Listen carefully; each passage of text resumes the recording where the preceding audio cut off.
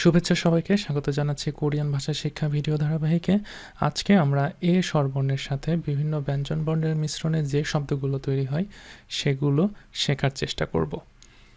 তো আমি আগেই বলেছি এটা হচ্ছে এ, বাংলাতে যদি আমি লিখি তাহলে এর মতো হয়।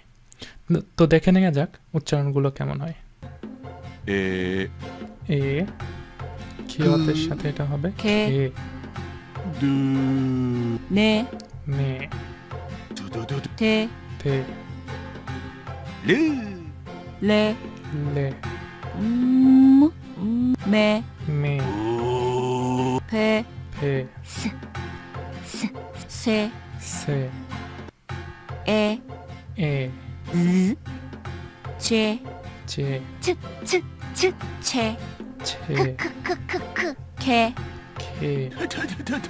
태, থে, 폐, ফে, 해, 깨, কে, 떼, তে, 빼, পে,